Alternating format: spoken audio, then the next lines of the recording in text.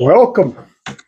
I'm Jake Reese, and on behalf of the entire staff at the Alabama Booksmith, it is an honor to welcome all of you, but it's sad because this is the last chapter in the Matthew books. It's been a great run, but this is it.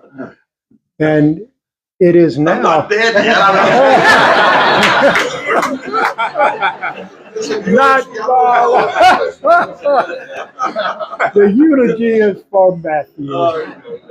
And this is the reason all of you have come from all over North America. Here is Mr. Robert McCammon.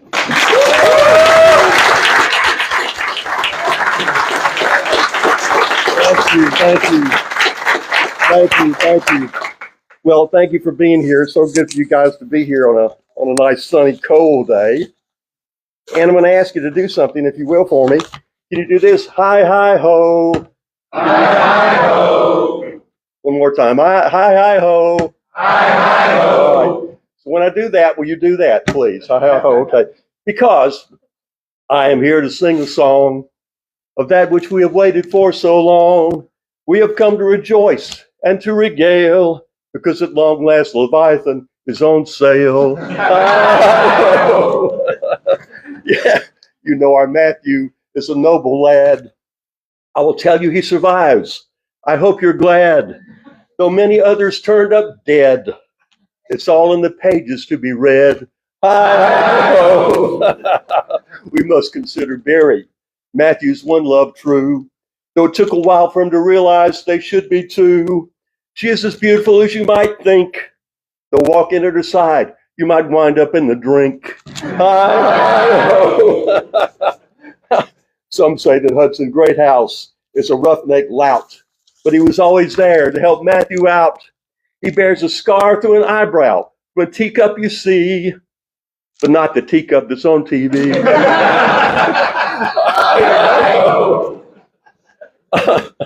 About the man who never did what he oughter. That devil of a fiend named Tyrantha Slaughter. He's the kind of guy who would give his mom a punch. And we all know he had his dad for lunch. Sorry. What a Cardinal Black, that satanic sop. All his evil plans came to a flop. I will tell you that he meets his end very much taller and very much thinned. And what of the man one loves to hate? What will be Professor Fell's fate? That I can't reveal, though I know some hope that he does not skip the judgment rope. I thank you, readers, for your loyalty. I hope Matthew remains in your memory. I repeat, we are here to rejoice and to regale, because at long last,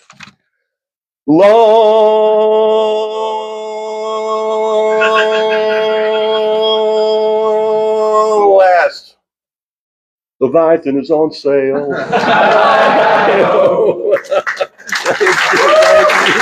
Thank you.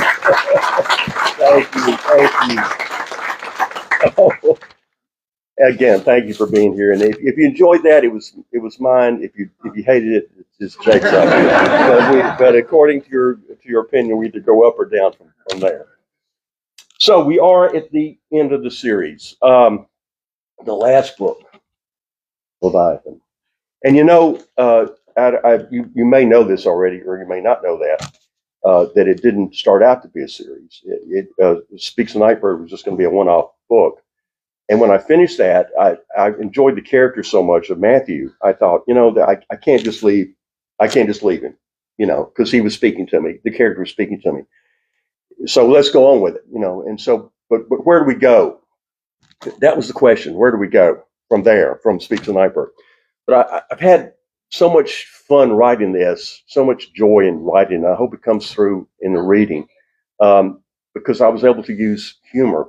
And I think humor, to me, is an important part of a what you would call a thriller or a suspense novel, because then you have levels. You have humor and suspense. You go up and down. It's not just one tone. You go up and down. So I wanted to do that now, and I hope I was successful with that. again, I did not quite know where we were going with the series. And I knew that there needed to be some kind of a forward motion hook.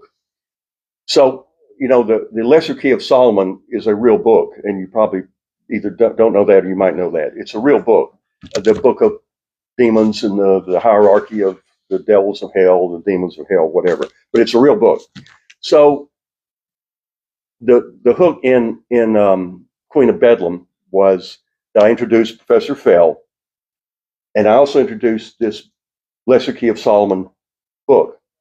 But I had no earthly idea where I was going with it. So it's kind of been a mystic journey for me because I never had to rewrite anything, and every path I decided to follow was the right path.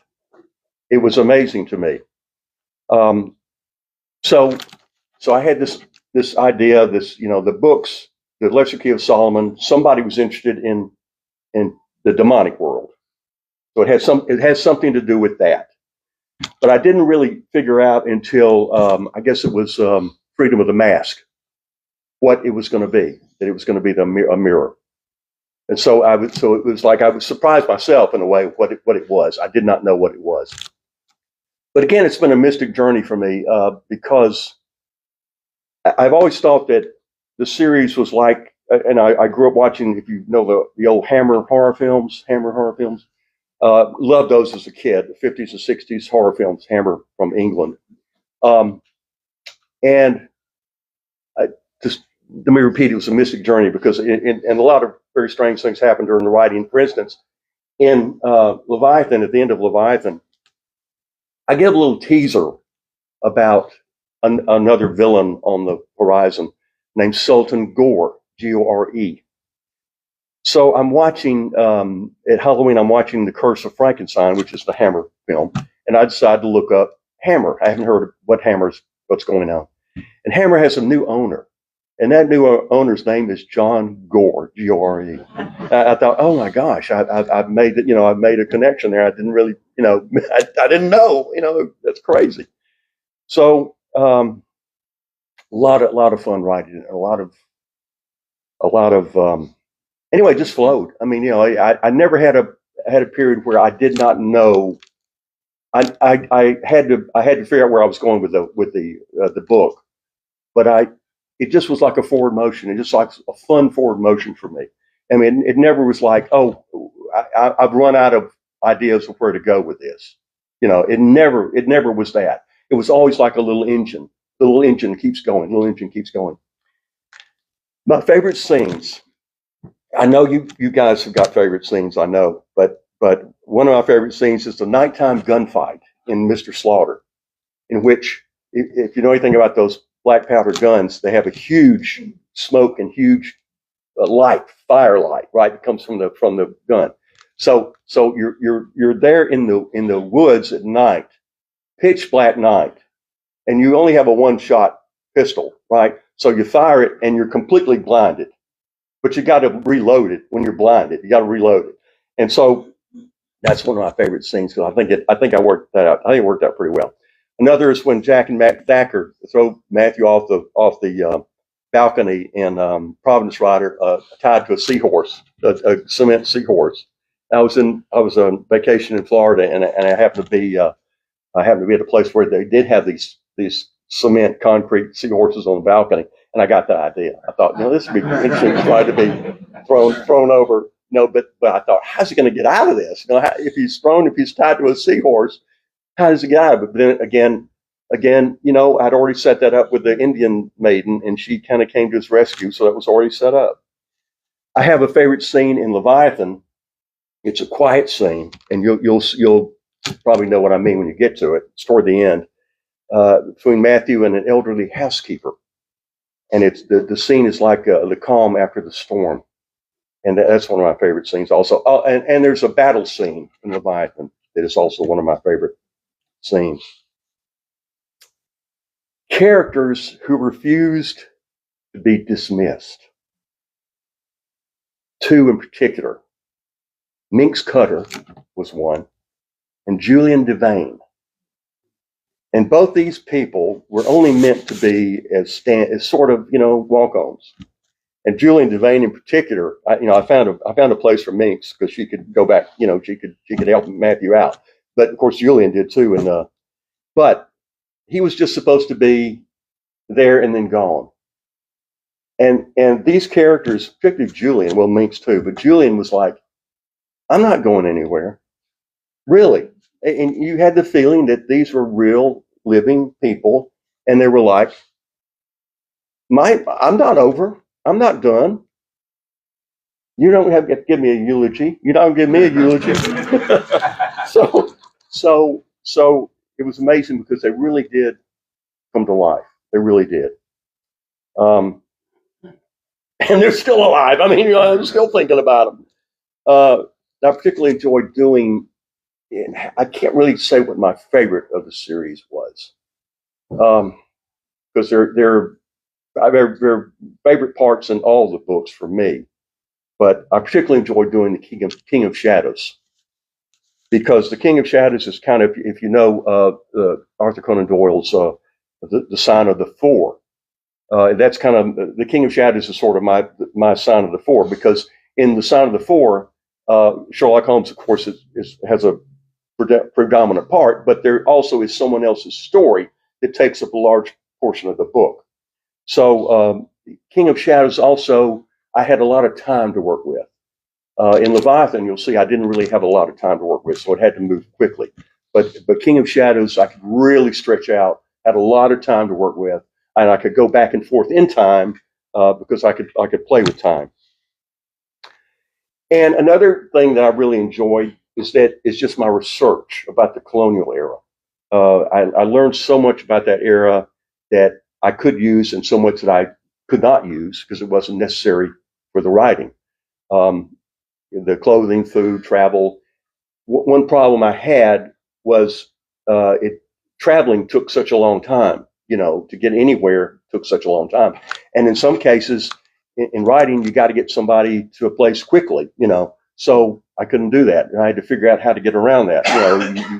You just have to deal with the reality of transportation at that time. I had an interesting thing happen in Mr. Slaughter. I needed at the end of Mr. Slaughter, I need to have a pistol that fired more than one shot, right? Because the loading the pistol, you got one shot. You've got to put in the powder, and you got to all that. It was quite a ordeal, to do. So I needed a pistol that could fire more than one shot. And how do you do that? So I have Quisenhunt, who's my cue in Mr. Slaughter. He creates this, and he says, I've got this pistol here, it revolves around here, and revolves around here, and revolves around here, and then it revolves around there. And Matthew says, what do you call it? A rotator. Okay, right, yes, right. You missed it just a bit, So I get to the end of the book, and it's like, okay, I got the gun. How does it work? Oh my gosh, I can't figure out how it works. So it's like, what am I going to do? I can't figure out how this pistol, this flintlock black powder pistol, works with multiple chambers. So I'm at my wit's end. I don't know what I'm going to do because it's an integral part of the story to have this at the end. So I look it up. And I discover that in Italy, in the 1600s, somebody had created, thank God, somebody created they had created a multiple chambered flintlock pistol. And so I used that as the model, and that worked out great. But again, it really came to my rescue. The research, I researched everything. I mean, horses, carriages, the inns, the card games, the drinks, the food, everything. I got stacks and stacks of research.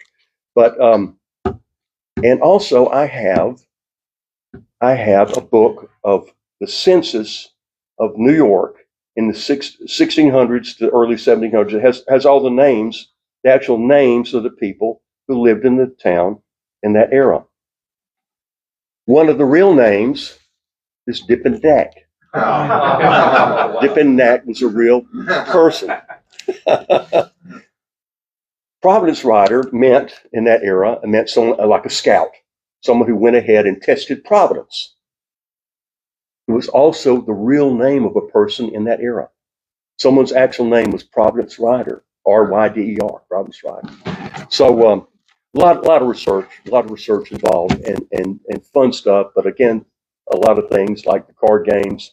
The card game, I have to tell you, the card game that is in the last book, Seven Shades of Evil, that card game, the Jingo game, I made up.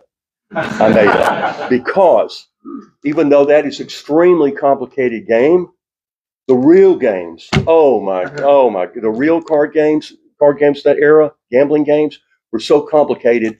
You would have gone. It's like, you try to describe it. There's no way to describe it. It goes on and on for pages. So I know that game that I created was complicated, but it was in the spirit of those very complicated games that really existed, in that era. Again, here we are at the end of the series. Though I have to say, both Minx Cutter and Julian Devane are still talking to me. I can't promise anything, but they're still talking to me. They're still talking to me. It's been a great fun and great honor for me to realize that you have seen the series as I have. A living, breathing entity, which it is. And, I created Matthew to be a real person in that he grew as the series grew. He was sort of, he was stumbling at the first. He didn't know what he was doing, and he had a lot to learn. And as it went along, he learned those things, sometimes to his detriment, but he learned them. And he became as real to me. And I think most of the characters to me are as real to me as you guys are. And I was very blessed to have this idea, very blessed to be able to carry it out as I wanted, as I wished, and to have it come to a good conclusion. And I think you do know the story about Leviathan, about the name, right? You know that early on, an editor was looking, Sphinx Nightbird did not know the meaning of the word Leviathan. So it shocked me so much that the word Leviathan appears in every book. It's somewhere. But I have to thank that person because it gave me an idea for where the mirror would be. Like, okay, I have Leviathan. I have this idea of where's the mirror going to be. I have the idea now, and it comes from that word, Leviathan. I know now where the mirror is going to be. And so I have to thank, it was crazy that she didn't know that word, but I have to now reach across the divide of years and thank that person because she really gave me some really good ideas. I'd like to open it up for questions. If anyone would have questions, anything you want to ask, yeah. To Trevor Lawson or Michael Gallatin. They do. As a matter of fact, Trevor speaks so loudly that I'm finishing it. That's what I'm doing next. I'm doing that next. And oh my God. Well, it may be just one.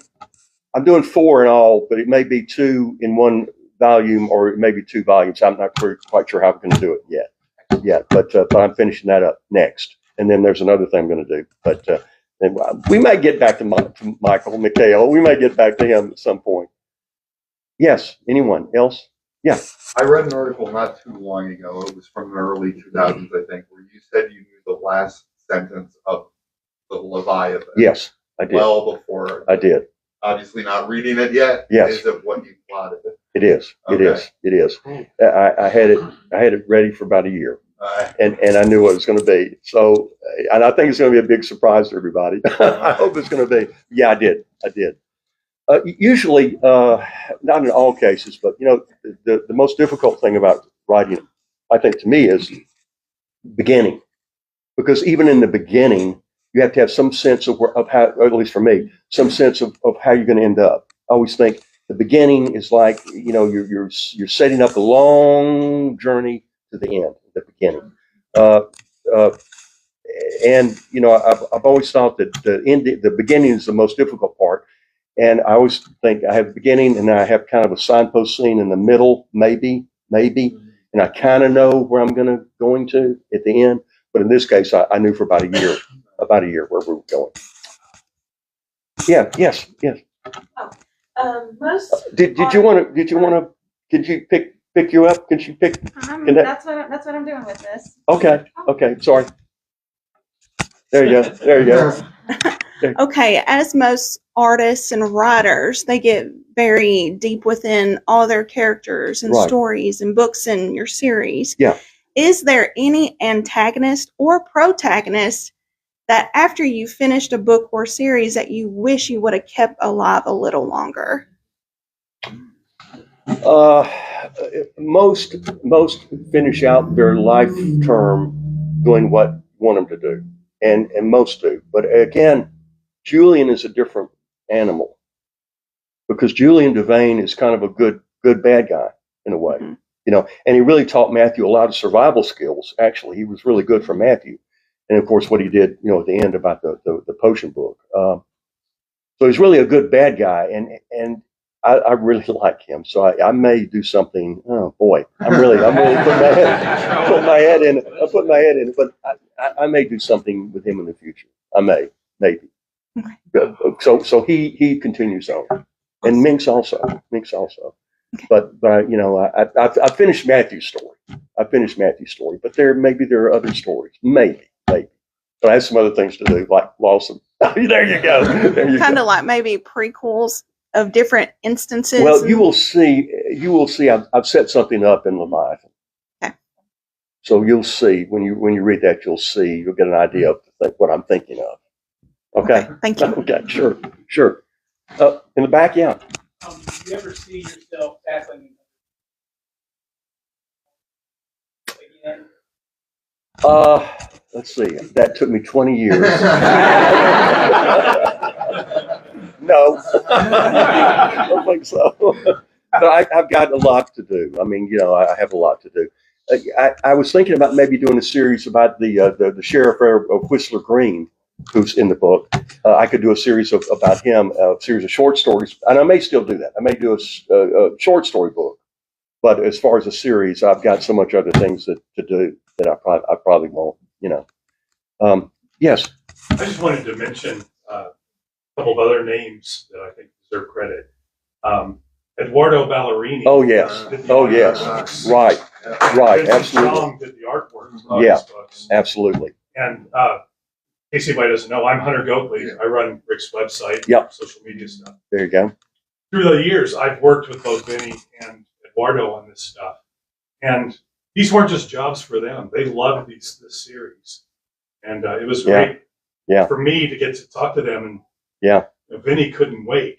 Well, his artist is so do great, this. and Eduardo is, of course, he has a fan base of his own too, and he did great with the series. But he posted a couple of days ago. He was reflecting back and how when he was doing Speaks the Nightbird, he had to interrupt his recording for the birth of his son. Oh yeah, And so this series has meant a whole lot to him. and I really gave him a challenge for this last one, because there's a lot of foreign Right. terms, Italian and Spanish. Yeah. So it really was a challenge. I think he handled it pretty well. I just wanted to mention Yeah. their contribution, but also yes. the fact that they were huge Yes. fans of the series too. Yes, It wasn't absolutely. just a job for them. Yes. Whatever happened to Rachel Howarth? Well, she is in River of Souls. She's in River of Souls. I haven't got that. Okay, she's in.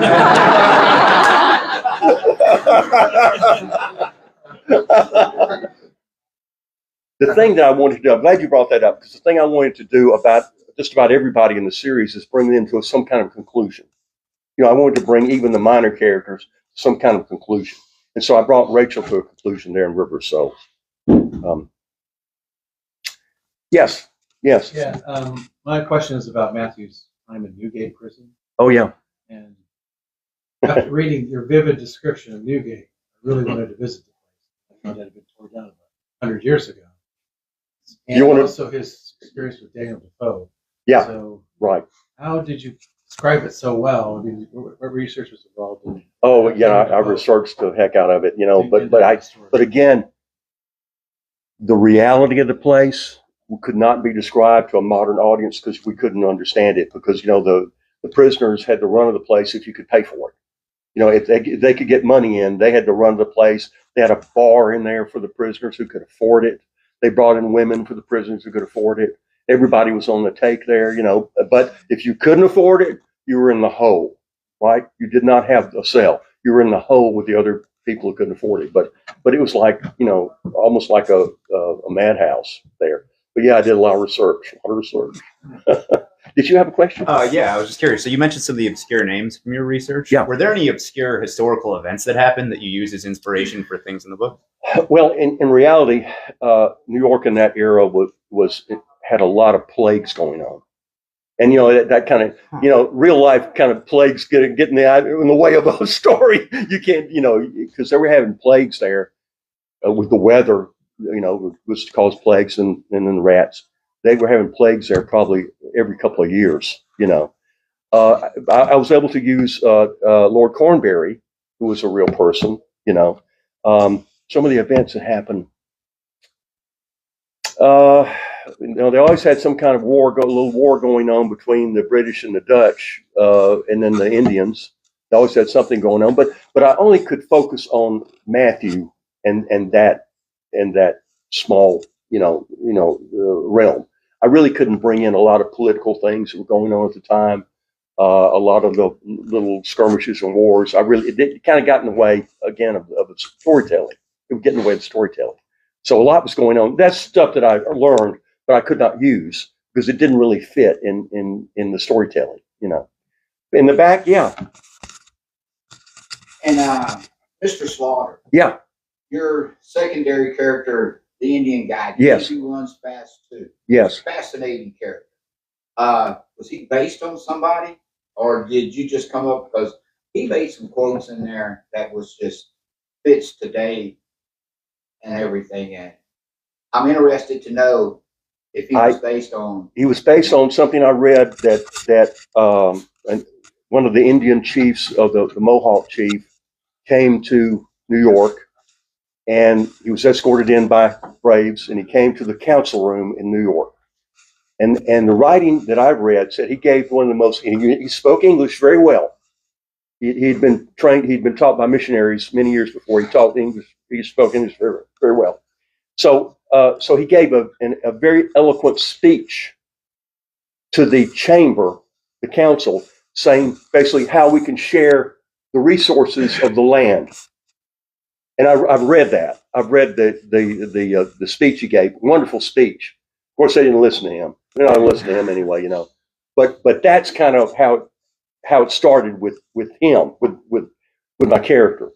That this man had great intelligence, and I also thought, some of the Indians that had been taken to England, and they saw what England and they saw London, what London was like. They saw what a huge city was like. How would they react to that if they've never seen that? It might drive somebody insane. I mean, it might drive somebody who actually, lived in the woods and they had they lived in the woods all their lives and had in the small encampment. That might make somebody insane to see something like that.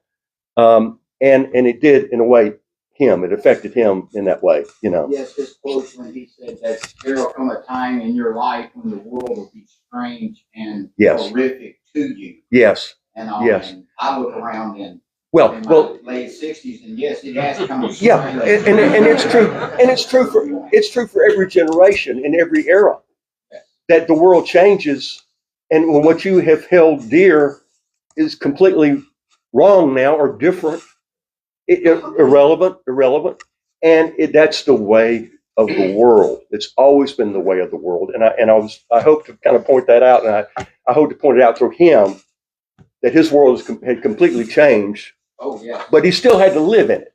Yeah. You know, he still had to live in it and do the best he could do in this world that had dramatically changed.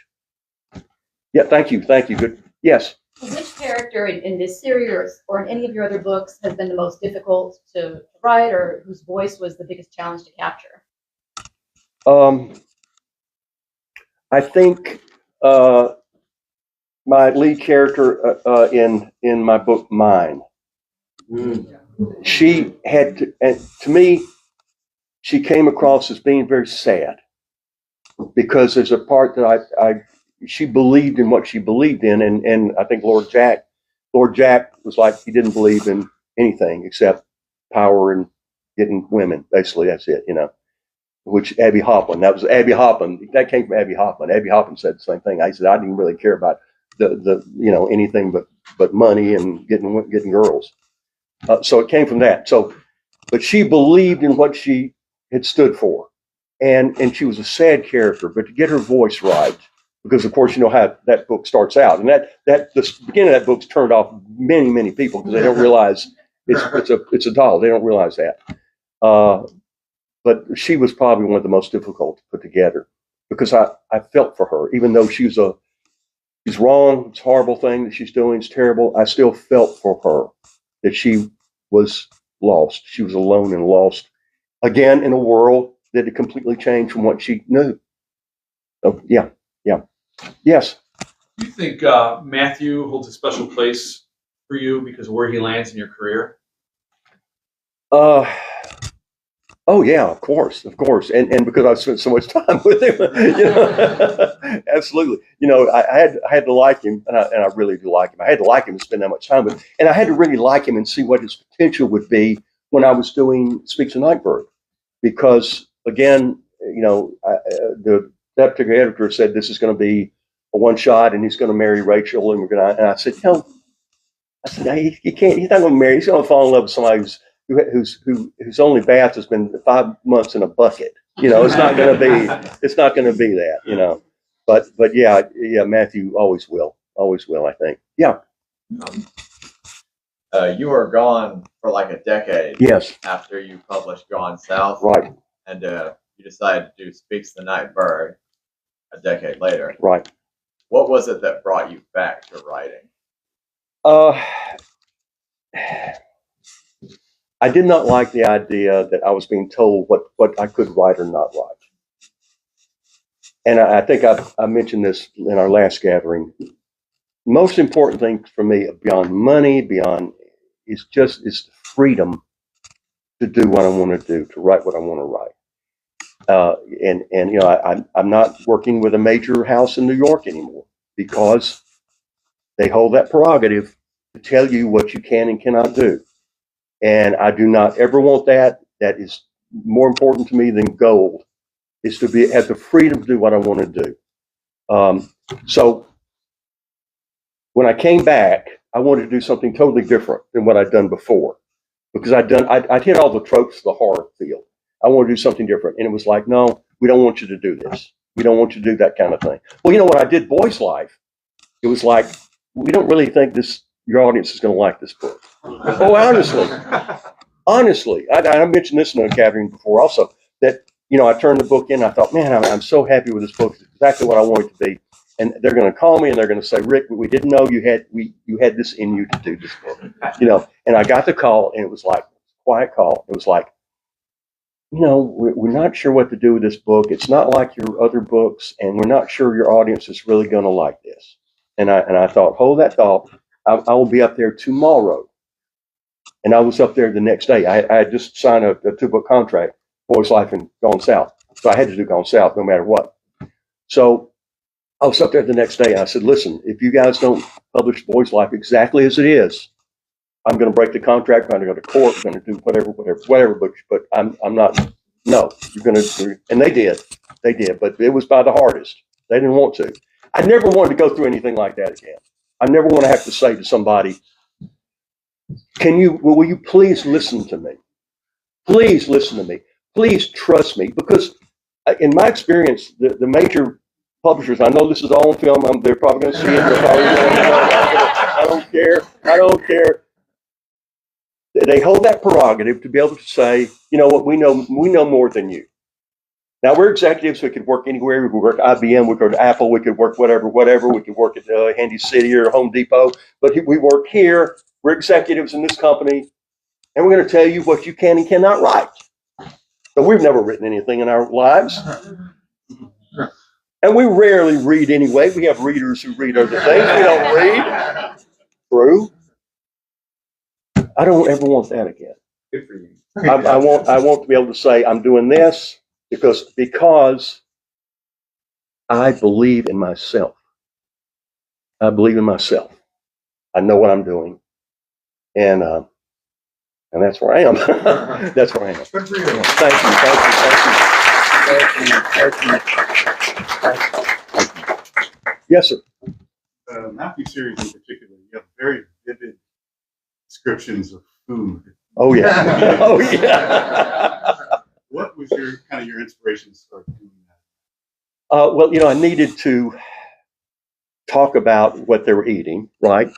They had, if you can imagine, they had a fairly limited diet compared to what we have today, But it was very interesting to see the cooking methods and to see, of course, they ate a lot of beef, a lot of pork,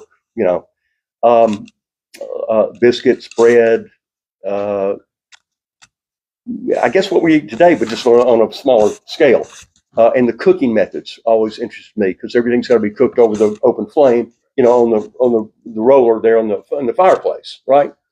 So, and I got a book about the colonial culinary, and just went through that to see what people would be eating in that era. It's making me hungry already. Yes.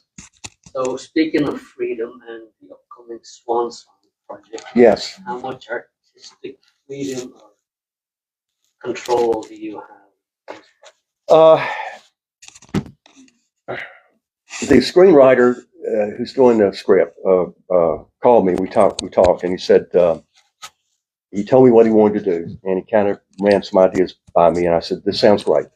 And he said, "Well, I'd like you to read what I've written." I said, "No, I don't want to read what you've written, because you're a professional.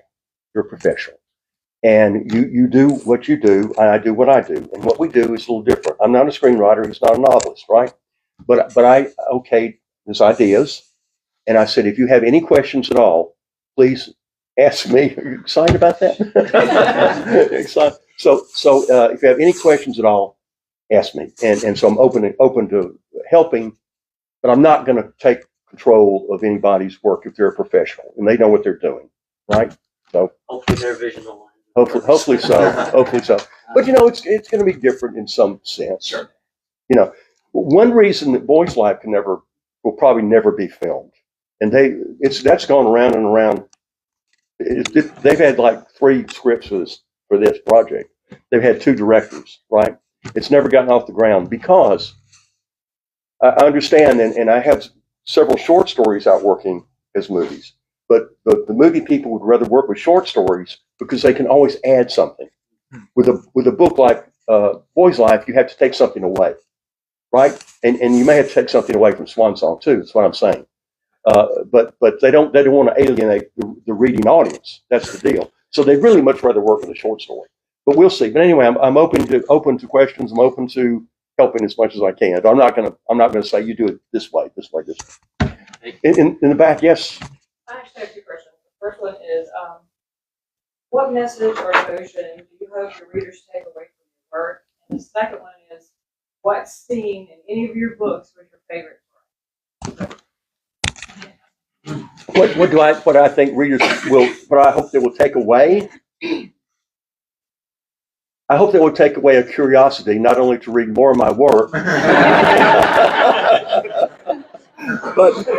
a curiosity about the world, and that would lead to reading other things in other genres, a curiosity about the world in general, a curiosity about history, which I love history. I also like science fiction, so I'm kind of everywhere, past, present, future. I'm everywhere. curiosity is what I think is a very important thing to life, and intellect. So what's seen? Oh gosh,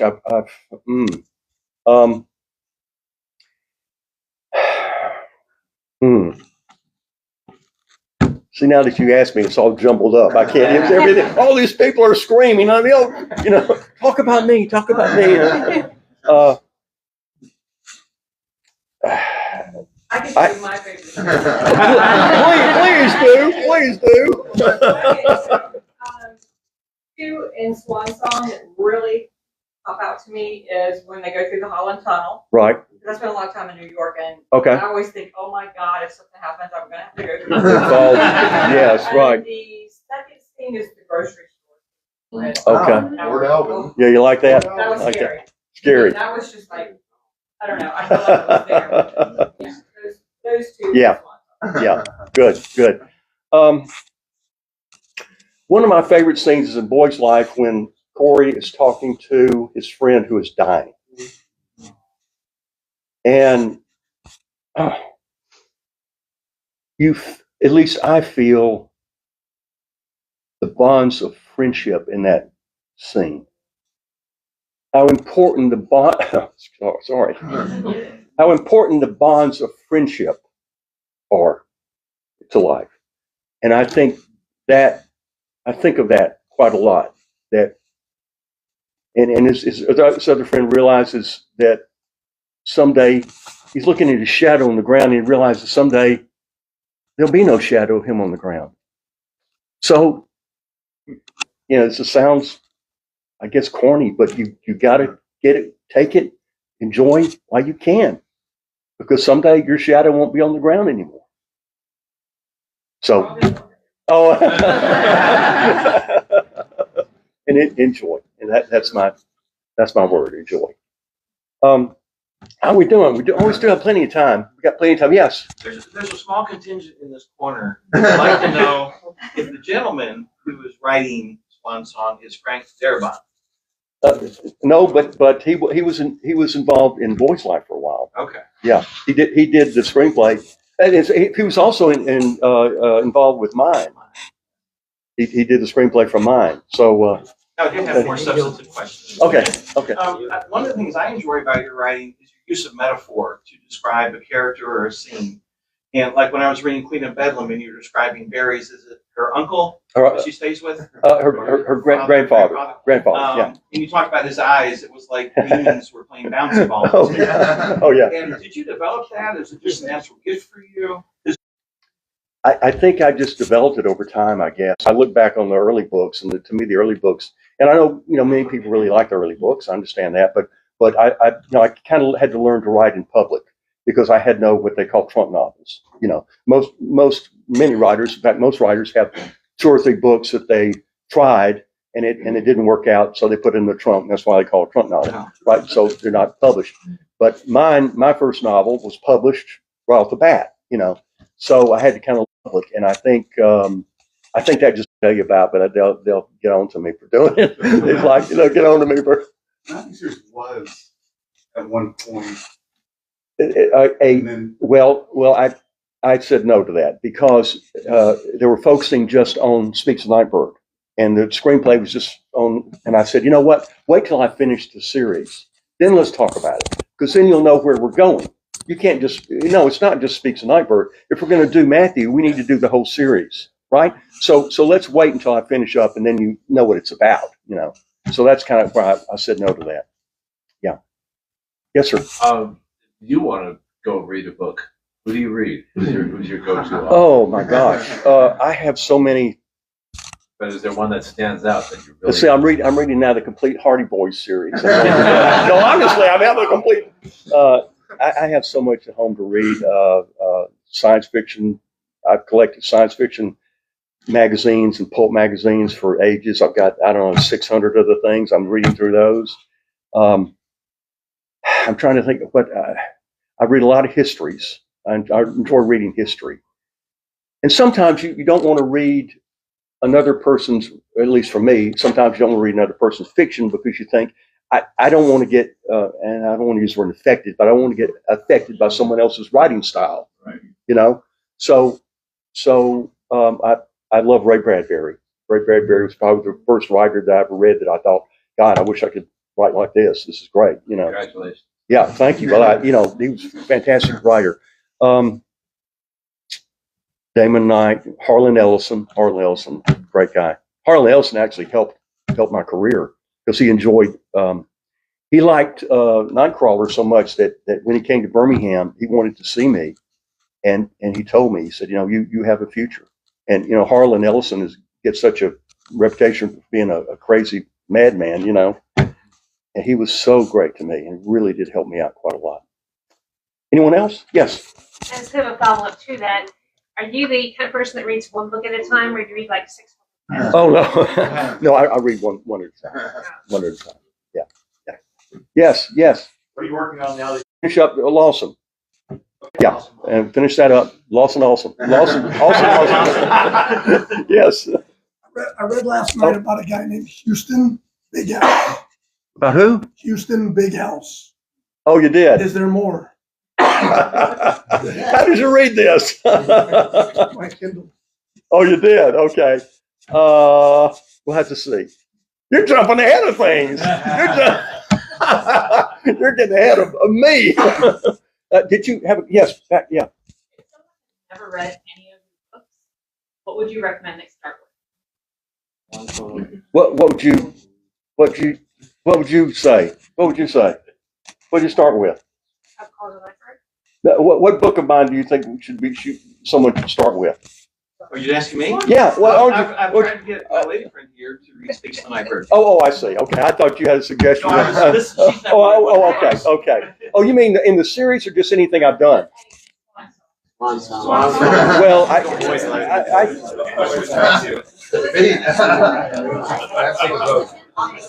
it depends on what the reader's in the mood for, because Swan Song is a basic get out, kick out the jam horror, and Boy's Life is a different animal altogether. It's a quieter animal, but there's a lot going on. Well, there's a lot going on in Swan Song. It just depends on, but I'd recommend either one of those. Again, if you like history and you want to get into the series, Speaks the Night Bird is, of course, the place to start. Yes, sir. When you write a book, I think we all picture in the old days, you write, maybe not necessarily writing with a pencil, but typing on the typewriter. That's how it started. Yeah. Now, what is the process now for Leviathan? You're starting the book. Go ahead. What do you do? Well, I got the computer set up, so I write on a computer. But I did write many books early on on a typewriter. And so I'm writing a book on a typewriter, and I get to the end, and I'm looking at the book, at the page. It's like 300 something pages. Well, I also print out each page as I go. Okay. So I write it on a computer, but I may go over every page, 8, 10, 12, whatever many times it takes to get it right. So I'll print out the page, so I have the printed page there. But so I get finished with this book that's 300 something pages, and I realize I really don't like a name in this. I don't like this person's name. This person's name is not right. So what do? Well, you go get the whiteout, right? You go get the whiteout. You get the whiteout. And you do the whiteout every time this name is, and then I realized I really need to get on computer. I really need, and because the first time I had to do that, change the name, the global thing, you hit the global and change the name everywhere. Like, wow, instant whiteout. So yeah, yes. In reference to that, is there any particular reason why Matthew? Why did you pick the name Matthew? Well, I think biblical, probably biblical, and then Corbett was from a gentleman, Jim Corbett, who was a boxer in the late 1800s, early 1900s, late 1800s, I think. Anyway, considered to be a gentleman, but a very efficient fighter, and so Matthew Corbett, they just sounded right to me. Yes. So, of course, you did so much research for the series in the colonial, Revolution, Civil War era. Yes. If you were, I know right now you have nothing set that you're going to start on. Right. And you love history. Yes. So, is there another branch of history or another country, religion, or anything that you would like to start a book off of? Well, this Lawson series is set in that, what is that, 18 80 something, 80 something. So it's a Western, right? So I'm researching the West. I'm researching how a vampire who was a bounty hunter would survive in the West, right? How would you survive logically? So I'm doing that. I'm going to do a book. The answer to that is yes. I can't, because it's being filmed. I can't really talk about it. But the answer, I have one that's set in the that, and I have one set in the 50s in Appalachia. So that will be a good. That's going to be a lot of research, a lot of good research. Okay, we're going to do a couple more. What do you think? Yes. All the different just things Matthew had to face early on. The birds that were doing the attacking, sort of in the middle of the series. This wonderful imagery of all the things you could hear but couldn't see that was so dangerous. But then, how did you land on dental?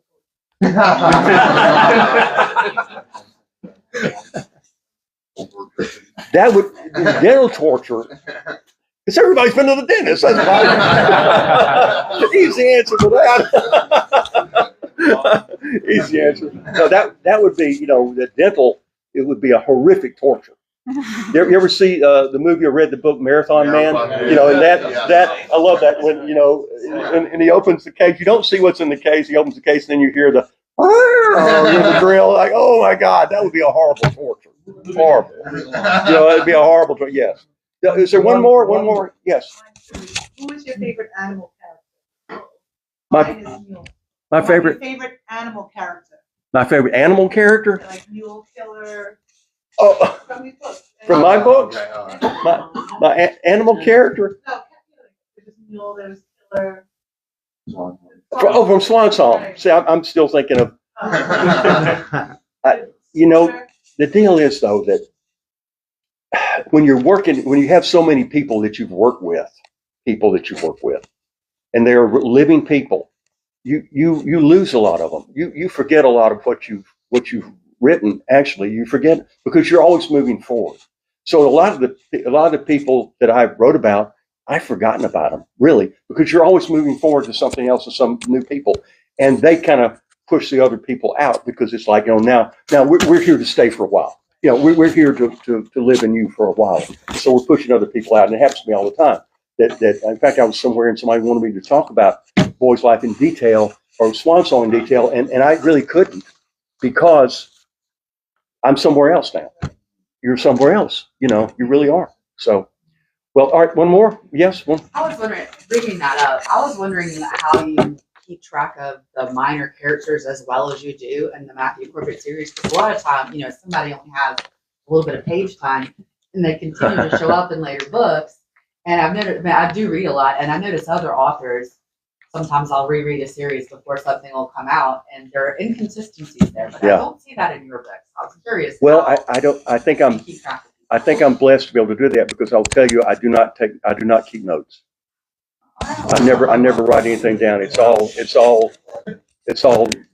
mental. I never write anything. I never have to write anything down. I just remember, and I never write anything down about what a person's wearing or what there are.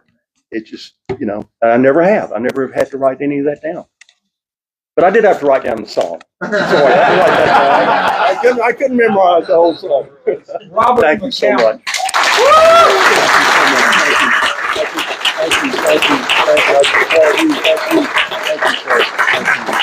Thank you, Greg.